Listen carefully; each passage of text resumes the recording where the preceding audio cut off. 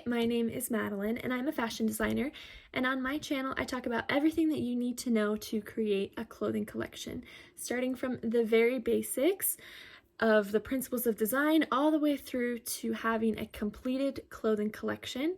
And in this video I'm going to be talking about places to look for inspiration for your designs for your collection. In my last video, I talked about the principles of design and how those apply specifically to clothing, so don't forget to take a look over there if you'd like. And also don't forget to subscribe to follow along and learn everything that you need to know for your own clothing collection. In this video, I'm going to be talking about 5 different major places to look for inspiration.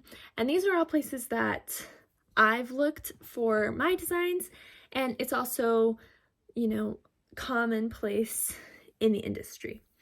So the very first one that I want to talk about is nature, just the natural world. It's a very common inspirational place for a lot of more traditional art forms like painting and drawing.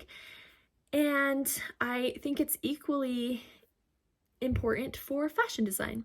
And you can be more direct, using a more direct reference, or you can also, maybe the way that you feel in nature, maybe it makes you feel connected and grounded, and maybe that can inspire a certain piece or a certain collection. So really just be open-minded to how you could gain inspiration from nature. And just as a quick example, maybe you could say, if you're using a more direct reference, for example, if you take snowy topped mountains, you see how there's the snow settling on top, but you still see the dark shadows and trees kind of coming through. And maybe you use that in a design. Maybe you have kind of like a dark understructure and white, kind of flowy, powdery kind of vibe fabric, but you have this understructure that kind of peeks through. And so that would be maybe a more direct reference, but that is a great place to start, especially if you are still trying to kind of get your gears going and trying to come up with kind of your vibe as a designer. Maybe look at the places that you naturally think are beautiful, that you're naturally drawn to, and the places that you feel connected to humanity and connected to the world around you. That's going to really speak through the clothing that you design and eventually create in your collection. Going back to my previous video a little bit, another great starting point if you're looking for inspiration could be color or a color scheme. So maybe you look at the different color theory relationships like monochromatic, analogous, complementary. Maybe you look at one of those, or you pick one specific color and you kind of could base a collection or an item around that. And then that's kind of your starting point of, how could I make a look that's completely monochromatic but is still interesting and cohesive and says whatever you would like it to say as the designer. But colors can be a really great starting point if you're kind of looking for a spark of inspiration or something to base a whole collection around. If you're wanting to do a theme throughout the collection, color could be a great theme as a starting point for inspiration. A super practical place to start when you're looking for inspiration is fabric, because if you're manufacturing something, you're going to have to source quite a bit of fabric, depending on how many pieces you do, to produce the designs. And sometimes the fabric, if you have something really specific in mind with the design, sometimes the manufacturer can't find that on the market. Sometimes they can't create the fabric.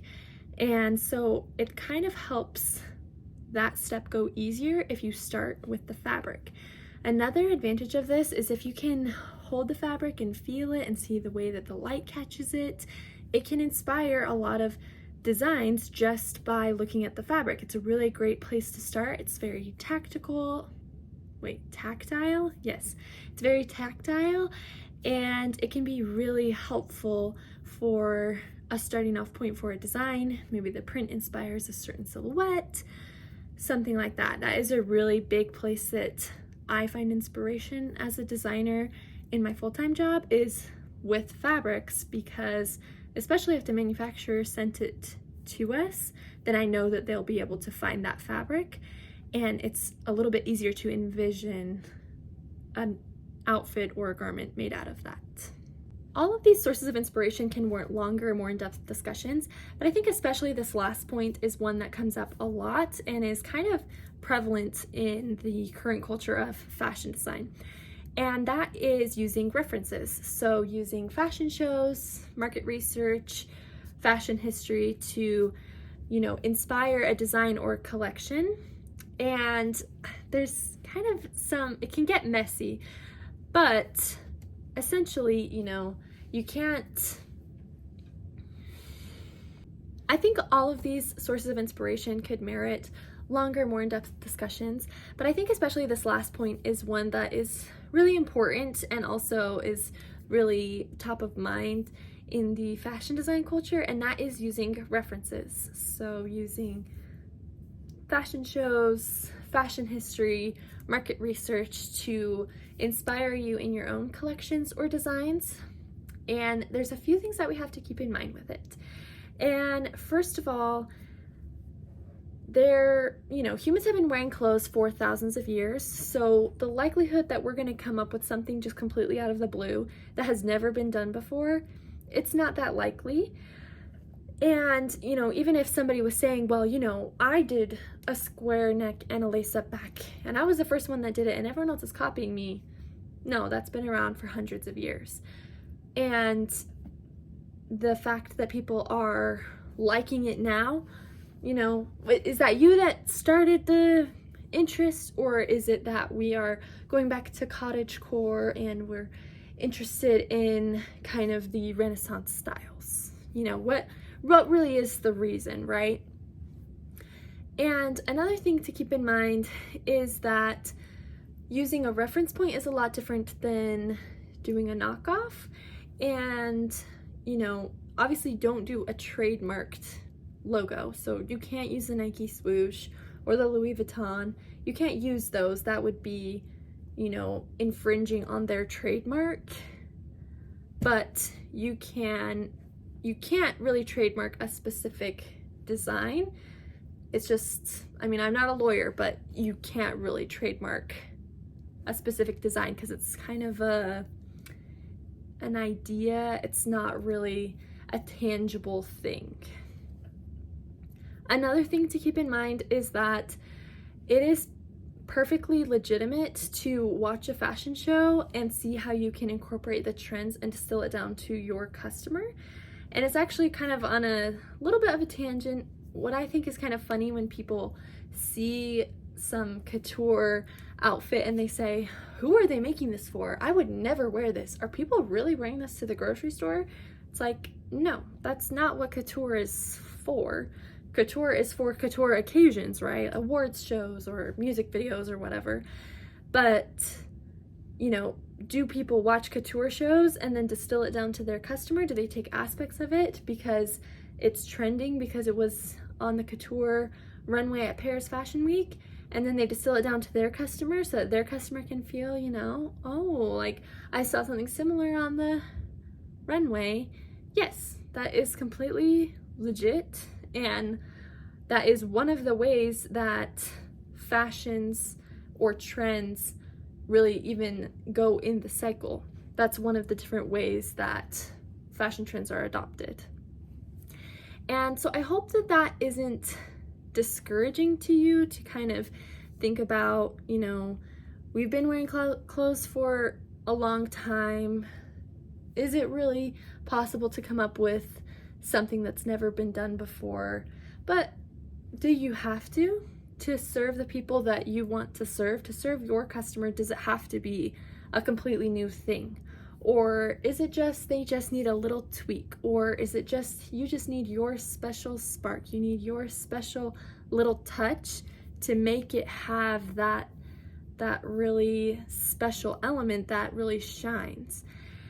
And with all of these elements of inspiration, I just hope that you remember that it doesn't make you a bad designer to need inspiration. Sometimes you say, oh, I would really like to serve a customer in this way, but I'm just having a hard time coming up with how I could do that. Use inspiration. I constantly look around for things and look at all of these different sources. And I want to share a great tool for this, and that is Pinterest, which, not that you have never heard of it, but Pinterest is one of the best places to do this because you could make a secret board.